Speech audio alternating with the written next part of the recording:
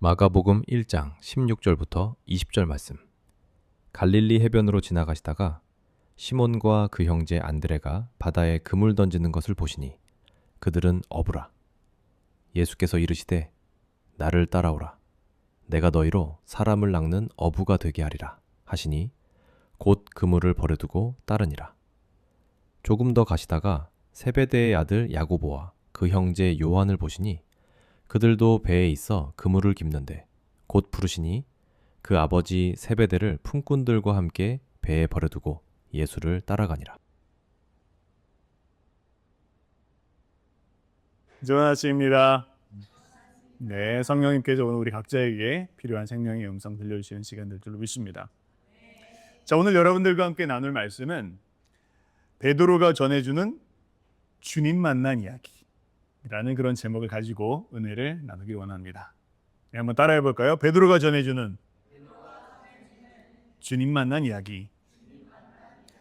여러분, 우리가 주님을 만날 때 첫 번째 주님 만났을 때 그때의 분위기, 또 그때의 사건, 또 그때의 어떤 그런 느낌들, 이런 거 여러분 기억하십니까?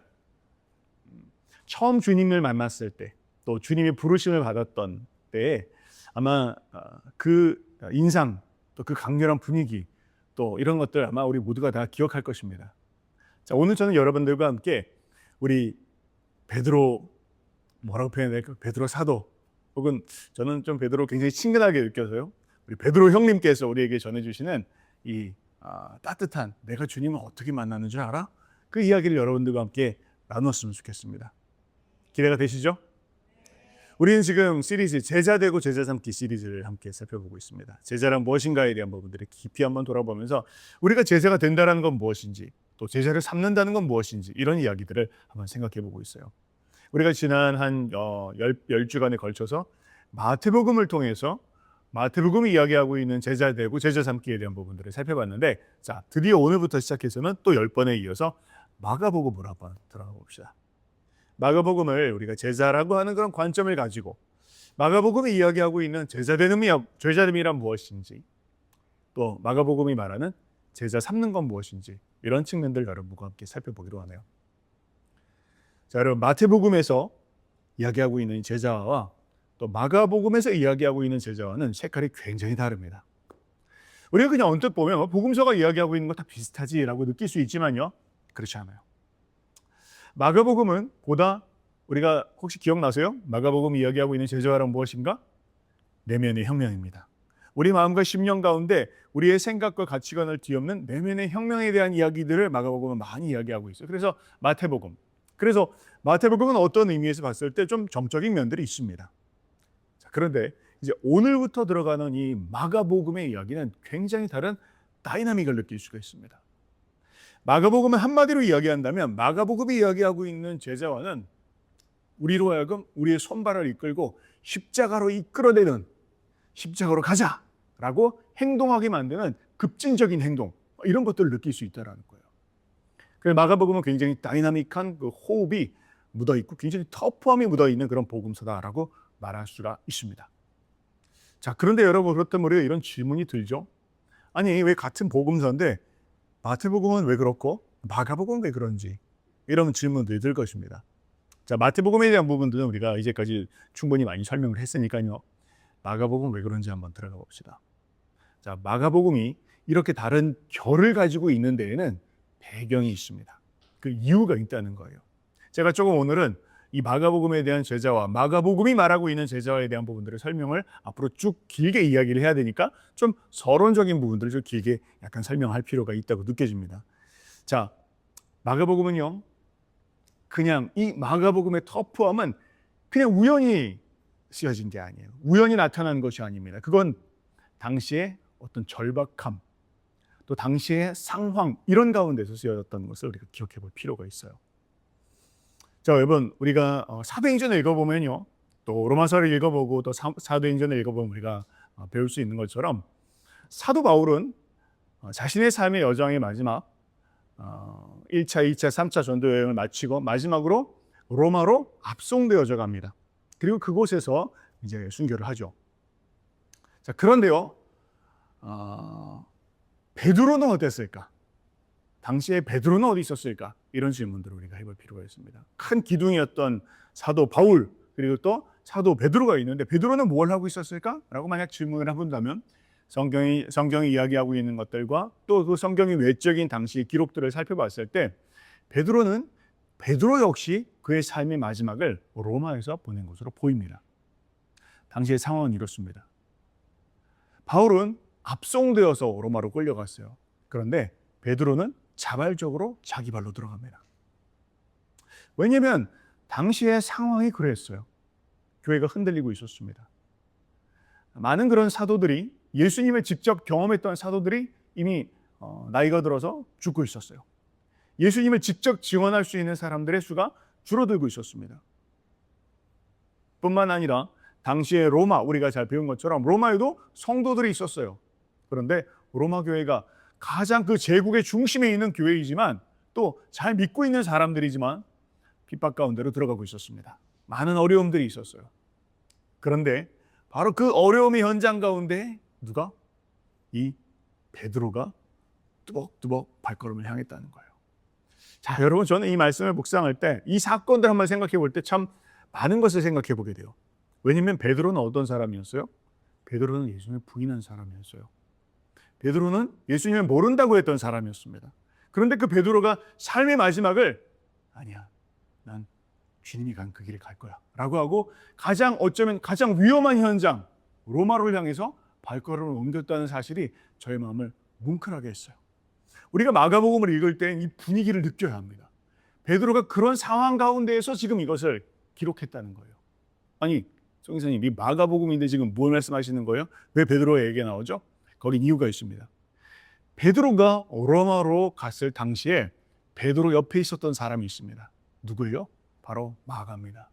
근데 여러분, 마가는 또 누구죠? 마가도 주님을 부인했던 적이 있었어요. 어려운 순간 가운데 사도행전의 루트를 보면 마가도 주님이 위해서 일을 하겠다고 사도 바울 옆에 있다가 너무 선교가 어렵다고 해서 포기하고 나가 떨어졌던 사람이 마가였어요. 근데 그 마가를 베드로가 데리고 같이 로마로 들어간 거였어요. 두 명의 그 실패자, 삶의 주님을 부인했고 주의 길을 가다가 포기했던 그 두 명이 이제 로마로 향해서 그때의 당시를 지금 우리에게 생생하게 증언해주고 있는 거예요. 이런 분위기를 우리가 느낄 수 있어야 되겠죠. 자, 당시 약 한 주후 60년도 정도가 됐거든요. 로마에 큰 박해가 찾아옵니다. 여러분 잘 알고 계신 네로 왕제가 로마의 큰 화재의 모든 원인을 기독교인들에게 돌리기 시작하면서 기독교인들이 그전까지만 하더라도 그저 스테이블하게 잘 지내고 있었는데 이제 큰 어려움을 당하였습니다. 콜로세움에서 사자의 밥이 되어지고 사람들을 큰 나무에다가 달아서 성도들을 불태워 죽이고 성도들이 굉장히 큰 박해 가운데로 들어가고 있었습니다. 자, 그런 상황 가운데에서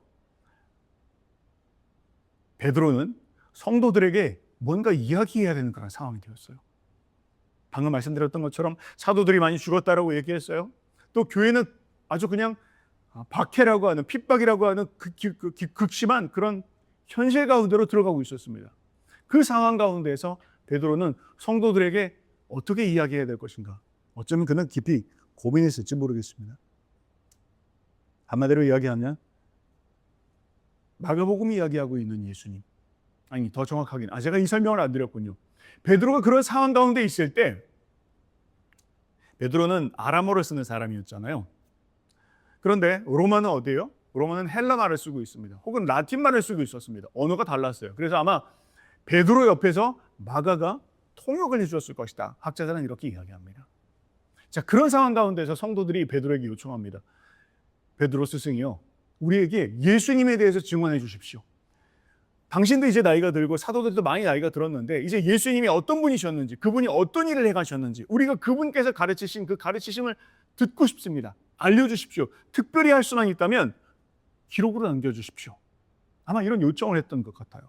그래서 베드로는 자기 옆에 있었던 통역관이었던 마가에게 예수님을 경험했던 자신의 경험, 자신의 회고를 남기기 시작합니다. 그것이 마가복음이 기록된 배경이에요. 우리가 마가복음을 그냥 마가복음은 이런 거구나라고 읽어버리면 마가복음은 굉장히 플레인한 그냥 일반적인 텍스트, 다른 복음서와 비슷하게 읽혀지게 돼 있어요. 그럼 그렇지 않다는 거예요. 모든 복음서들마다 모든 성경에 어떤 그 배경이 있는 것처럼 마가복음에도 이런 특별한 것들이 있다라는 거예요. 그래서 우리는 마가복음을 읽을 때 마가복음은 흔히 이렇게 이야기를 합니다. 베드로의 회고록이다. 베드로가 예수님을 만나고 경험했던 것들을 마가에게 이야기하면서 적어라. 주님은 이런 분이셨다. 주님은 나한테 이렇게 행하셨다. 라는 부분들을 베드로는 마가에게 그것을 전해주었다라는 것입니다. 그래서 우리가 마가복음을 읽으면 베드로의 채취가 느껴져요. 베드로의 분위기가 느껴집니다.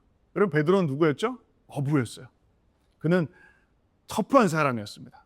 그래서 이 마가복음의 기록을 보면 베드로가 바다 위에 뛰어드는 장면, 또 예수님을 죽이겠다고 하는 사람의 귀를 베는 장면, 이런 장면들이 나와요. 베드로의 굉장히 터프한 그런 면들이 나오고, 또 베드로가 아니었으면 경험할 수 없었던 그 뒷이야기, 이런 것들이 마가복음 가운데는 드러나 있다는 것을 볼 수 있습니다. 또 그는 굉장히 성격이 다혈질적 성격이라고 이렇게 이야기하고 있죠. 그래서 마가복음의 가장 특징적인 단어가 무엇입니까? 라고 이야기하면 immediately, 즉시, 곧 이런 표현들이 자주 나와요. 마가의 어떤 그런 성향, 이런 것들을 우리가 느낄 수 있다는 것이죠. 그래서 마가복음은요, 어떤 정제된 논문 이런 느낌이라기보다는 현장 리포트 이런 것들을 우리가 느낄 수 있다는 거예요. 자, 그런 가운데에서 하나 더 들어가 봐야 될 부분들이 있습니다. 마가복음이 이야기하고 있는, 마태복음이 이야기하고 있는 건 왕의 명령에 순복하는 사람이 되어야 한다. 왕의 명령 가운데 우리의 내면을 갈아엎어야 된다. 이런 이야기들이 많이 나왔어요. 근데 마가복음이 이야기하고 있는 제자도라고 하는 것은 좀 다른 그런 색깔들을 가지고 있습니다. 그것은 무엇이냐면, 여러분, 십자가를 피해서는 안 됩니다. 십자가를 통과하십시오. 이걸 계속 이야기하고 있어요. 제자들은 계속 실패하고 있습니다. 그런데 그 가운데에서 마가복음을 통해서 베드로가 이야기하는 건, 여러분, 십자가를 피하지 마십시오. 십자가를 두려워하지 마십시오. 십자가를 지나가셔야 됩니다. 라고 계속 독려하고 있어요. 이유는 뭐예요? 방금 그런 배경 때문이었어요. 베드로 스스로가 그것을 알고 있어요. 지금 바깥에서 무슨 소리가 들리고 있어요? 사자들의 울음소리가 들리고 있어요. 여러분, 지금 마지막 순간입니다. 여기서 우리가 부인하면 다 무너지는 거예요. 그런데 여러분, 지금의 이 순간 부인하시면 안 됩니다. 이유는 무엇인 줄 아십니까? 제가 주님을 그렇게 부인해 봤거든요. 제가 주님을 3번이나 부인했습니다. 그 결정적인 순간 제가 주님 모른다라고 이야기했습니다. 그런데 그 모든 주님을 부인한 후에 저는 세상이 끝났다고 생각했어요. 모든 이야기는 이제 종말됐다고 끝났습니다. 저 그렇게 생각했어요. 그런데 주님은 부활하셨어요. 그리고 그 부활하신 주님께서 저희 삶 가운데 나타나셨어요. 그리고 그 부활하신 주님이 저를 다시 불러주셨어요. 여러분, 십자가는 끝이 아닙니다. 사자의 울음소리 가운데서 무릎 꿇지 마세요. 십자가를 지나가셔야 됩니다. 그때 주님이 진짜 우리의 삶 가운데 영광을 보이십니다. 베드로는 이 마가복음을 통해서 당시의 로마의 핍박 가운데 살고 있는 성도들에게 그것을 촉구하고 있는 거예요. 여러분, 제가 실패자입니다. 제가 넘어져 왔습니다. 제가 주님을 부인해 왔습니다. 그러니 제가 여러분들의 상황을 너무나 잘 알고 있습니다. 그러니 얼마나 힘들다는 것도 알고 있습니다. 그러나 제가 여러분들께 담대히 말씀드릴 수 있는 건, 십자가를 포기하지 마십시오. 그 십자가를 지나가셔야 합니다. 왜요? 우리 주님이 그 십자가를 지나셨기 때문이에요. 그리고 제가 그 지인이기 때문입니다. 그러니 여러분들께 제가 담대히 이야기할 수 있습니다. 베드로는 이것을 우리에게 이야기하고 있습니다. 전승에 의하면 베드로는 이제 그가 죽어야 되는 그런 순교의 상황 가운데서 이렇게 이야기했다고 합니다. 나는 내 주님과 똑같은 모습으로 죽을 자격이 없습니다. 저를 십자가에 거꾸로 매달아 주십시오. 그렇게 해서 베드로는 순교했다라고 이야기합니다. 그래서 오늘 우리가 이제부터 시작되어지는 이 마가복음의 이야기는 이 베드로의 배경을 이해하지 않고서는 읽을 수 없는, 이해할 수 없는 책이라는 것을 알아야 합니다. 여러분, 이 맛을 느끼시겠습니까? 이 분위기를 느끼시겠어요? 자, 이런 분위기 가운데서 오늘 제목이 뭐였다고요? 베드로가 전해주는 주님 만난 이야기예요. 베드로가 그런 가운데서 이렇게 이야기합니다. 자, 이제 제가 이야기를 시작하겠습니다. 그런 상황 가운데에서 바로 그날 갈릴리 해변에서 주님은 나를 찾아오셨죠. 라고 하고 그는 피드백 해보는 거예요. 돌아가는 거예요. 다시 그 시간을 회상하는 거예요. 그러면서 이야기하는 거예요. 마가야, 잘 적어라. 내가 주님 만난 이야기 이제 시작할게. 그때 나는 아무런 준비가 되어 있지 않았던 사람이었어. 그때 나는 그저 평범한 어부에 불과했지. 이렇게 시작하는 거예요. 여러분 이제 다르게 읽히십니까? 마가복음을 읽을 때 그냥 우리가 적혀 있는 것뿐만 아니라 배경을 이해하면 훨씬 더 많은 것들을 이해할 수 있어요. 베드로는 이렇게 얘기합니다. 17절에 나를 따라오라. 내가 너희로 사람을 낳는 어부가 되게 하리라. 베드로는 이렇게 말합니다. 나는 아무런 준비가 된 사람이 아니었습니다. 어쩌면 당시의 로마 사람들은 이렇게 생각했을지 모르겠어요. 우리는 너무 연약합니다. 우리는 이 핍박과 박해를 감당하기에는 우리는 할 수 없을 것처럼 보여져요. 우리가 어떻게 사자의 밥이 될 수 있습니까? 아니, 뭐 주님을 부인하진 않겠어요. 그러나 저는 이런 고난을 감당하기에 우리는 아직도 믿음이 너무 연약하다고 느낍니다. 주님의 길을 가기에는 난 아직 준비가 안 됐다고 느낍니다. 뭐 이런 이야기들을 했을지 모르겠어요. 그런데 지금 베드로가 뭘 이야기하고 있어요? 베드로는 말하기를 주님은 나를 찾아오셨습니다. 언제? 내가 완벽했을 때가 아니었어요. 내가 거룩한 성인이기 때문에 나를 찾아온 게 아니었어요. 나는 그저 촌부에 불과합니다. 나는 그저 어부에 불과했어요. 그런데 주님은 어떤 나를? 불완전한 나를 찾아오셨습니다. 온전치 못한 나를 찾아오셨습니다. 준비되지 않았다라고 생각되어지는 나를 찾아오셨어요. 그리고 그때 나를 부르셨다라는 겁니다. 뭘 말합니까? 이 텍스트를 읽을 때 당시의 로마 사람들 그리고 우리들은 느낄 수 있는 겁니다. 무엇을요? 우리는 종종 생각하죠. 나는 자격이 없을 것 같아. 난 주님의 일을 할 수 없어. 난 불완전한 사람이야. 난 온전치 못한 사람이지. 난 실수도 많고, 난 허물도 많고. 그런데 주님이 뭐라 말씀하십니까? 우리 주님은 완벽한 자를 부르시는 분이 아니라는 겁니다. 우리 주님은 부족한 사람을 있는 그대로 부르시는 분이다. 베드로의 고백이 그런 거예요. 내가 우리 마을에서 제일 선한 사람이었지. 내가 우리 마을에서 제일 거룩한 사람이었지. 주님 부르신다면 나를 부르셨겠지. 지금 베드로의 고백은 그게 아니에요. 나는 가장 평범한 사람이었습니다. 어부에 불과했습니다. 부족한 사람이었습니다. 준비되지 않은 사람인지 모르겠어요. 그런데 주님 첫 만난 이야기는 바로 그렇게 시작합니다. 주님은 그런 나를 찾아오셨죠. 여러분 주님 어떻게 만나셨습니까? 저도 주님 만난 걸 한번 회상해 보면 내가 거룩했을 때, 내가 완벽했을 때, 내가 준비됐을 때 이렇게 만나지 않았더라고요. 내 삶의 가장 바닥인 순간, 내 삶의 가장 부족하다고 느꼈던 순간, 내가 아무런 준비가 안 돼 있다라고 하는 순간 주님은 어느 날 갑자기 나의 삶 가운데 찾아오셨어요. 여러분도 그렇지 않습니까? 어느 날 갑자기 우연처럼 찾아오셔서 나를 부르시더라는 거예요. 그래서 두 번째 베드로의 이야기는 이렇게 진행되어집니다. 18절에 곧 그물을 버려두고 따르냐. 우리가 그냥 스쳐 지나갈 수 있는 단어지만 이 마가복음의 가장 핵심적인 단어가 나왔어요. 뭐죠? 곧, 즉시, immediately. 이게 마가복음의 핵심 단어입니다. 즉시. 베드로가 이렇게 이야기했을 거예요. 마가야, 빼놓지 말고 내가 그냥 지나갔는데 너 이 단어 놓치면 안 돼. 어떤 단어? 곧. 그 말씀하셨을 때 즉시 내가 따랐다는 거 꼭 성도들에게 전해라. 주님 말씀하실 때 나 계산하지 않았다. 주님 부르셨을 때 나 이게 될까 안 될까 두드려보지 않았다. 주님이 베드로야 나를 따르라 말씀하셨을 때 나는 그냥 그 즉시 주님을 따랐다는 거 그거 꼭 기억해라. 그거 꼭 사람들에게 이야기해. 베드로는 이걸 강조했을 것 같아. 중요한 부분들입니다. 이유는 무엇입니까? 우리의 신앙에 즉각적인 순종과 주님의 부르심 앞에 즉각적인 반응은 너무나 중요하기 때문이에요. 여러분, 때로는 우리가 앉아서 깊이 생각해 봐야 될 때가 있습니다. 이것이 정말로 그러한가? 돌아보고 계산해보고 계획하고 준비하는 거 때로는 중요합니다. 그러나 삶의 많은 순간 우리는 즉각적인 순종이 필요할 때가 있어요. 어떤 때는 앞뒤 계산이 안 될 때가 있습니다. 어떤 때는 그런 계산하면 안 되는 순간들이 찾아와요. 특별히 우리의 삶의 현장 가운데 지금 이들의 삶의 현장이 어떤 거예요? 밖에는 지금 사자의 울음소리가 들리고 있어요. 나를 찾겠다고 기독교인들 잡겠다고 막 군인들이 다니고 있습니다. 근데 그 순간 사람들이 생각하기에 어떻게 하면 살 수 있지? 계산기를 두드리면서 문 열고 들어오면 내가 뭐라고 이야기할까? 내가 기독교인이 아니라 그들 그냥 모임에 있었던 사람인데 뭐 그냥 이렇게 이야기할까? 마음으로만 믿으면 되잖아. 여러 가지 계산이 있을 수가 있어요. 그러나 지금 베드로는 이야기하는 거예요. 삶의 결정적인 순간에는 계산하면 안 될 때가 있어.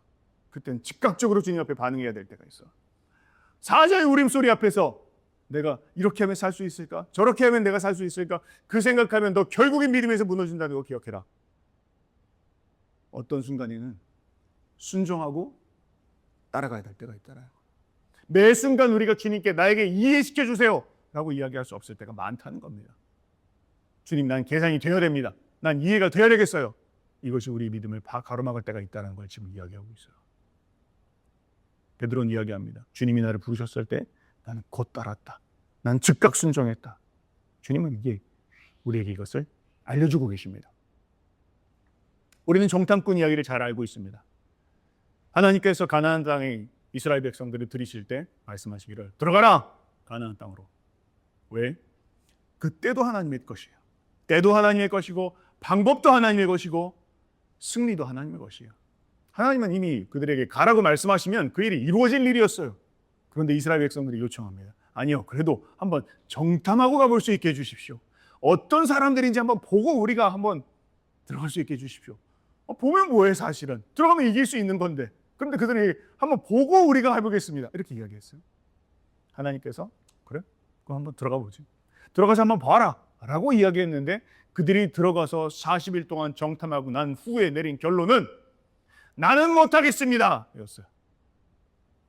하나님은 어디 계십니까? 말씀하신 하나님은 어디 계세요? 들어가라고 하신 하나님은 어디 계십니까? 하시겠다고 하신 하나님은 어디 있습니까? 그런데 그들은 이야기하기를 나는 못합니다. 그래? 그러면 너는 못한다고 했던 그 너는 그 하루를 1년으로 계산해서 40년 동안 광야를 헤매게 하마. 이게 주님의 말씀이었어요. 때로는 우리의 삶 가운데 하나님께서 가라 하실 때 이것저것 계산할 필요 없을 때가 있습니다. 주님 가라 하셨을 때는 준비되셨기 때문에 가라고 하신 겁니다. 주님 가라고 하셨을 때에는 그게 하나님의 때이기 때문에 하나님이 가라고 하시는 거예요. 주님 내가 이렇게 나이가 들었을 때예요? 혹은 주님 내가 이렇게 나이가 젊었을 때예요? 아니, 때는 너의 것이 아니야. 내가 말하는 때야. 하나님 주권자이십니다. 주권자이신 하나님께서 가장 적합한 때에 당신의 자녀들을 부르신다는 것을 우리는 기억해야 할 것입니다. 그렇게 베드로가 순종하고 나갈 때 그는 이야기합니다. 그가 아버지 세베대를 품꾼들과 함께 배에 버려두고 주님을 따랐더라 라고 이야기합니다. 베드로는 이렇게 이야기합니다. 여러분, 지금 이미 로마 시민으로서의 특권도 다 잊어버리고 재산도 잊어버리고 살아가던 가족들도 다 떠났다고 생각되십니까? 그래서 실패라고 생각하십니까? 그런데 기억하십시오. 여러분, 지금 주님 가장 가까이 주님 등 뒤에서 따르고 있다는 것을 기억하시기 바랍니다. 이렇게 이야기하고 있습니다. 그렇습니다. 뭐라고요? 베드로는 이렇게 말합니다. 십자가 없는 영광은 없습니다. 우리는 종종 신앙생활을 하면서 주님을 믿으면 또 교회를 다니면 하나님을 믿는다면 모든 일들이 잘 될 거야 라고 우리가 생각하지만 그것도 나쁜 말은 아니고 또 그것도 틀린 말은 아니지만 그러나 베드로가 이야기하기를 주님의 길을 가는 건 항상 영광만은 있는 것은 아니다. 십자가를 져야 된다. 고난의 길을 지나가야 된다. 그것을 우리에게 이야기하고 있습니다. 가족과 헤어지는 일, 슬픈 일입니다. 내가 가지고 있었던 모든 삶의 길만 내려놓는 것 참으로 고통스러운 일입니다. 그런데 베드로는 이야기하기를 그 길을 지나가야 된다. 그리고 그 길을 지나갈 때 참된 영광이 찾아온다는 것을 우리에게 전해주고 있습니다. 아멘. 오늘 여러분들과 함께 베드로가 주님을 처음 만났던 주님 만난 이야기 어떠십니까? 여러분, 우리의 삶의 이야기를 듣는 것 같지 않으세요? 나도 지금 주님을 그렇게 만나고 있는데 느끼고 계시지 않습니까? 주님께서 준비되지 않은 우리를 부르고 계시고 또 주님께서 우리를 보시고 때가 지금이다. 지금이다. 즉시 순종하라. 요구하고 계시는 주님의 음성을 우리가 들을 수 있기를 바랍니다. 승리하시는 저 여러분들 되시기를 주님의 이름으로 축복합니다.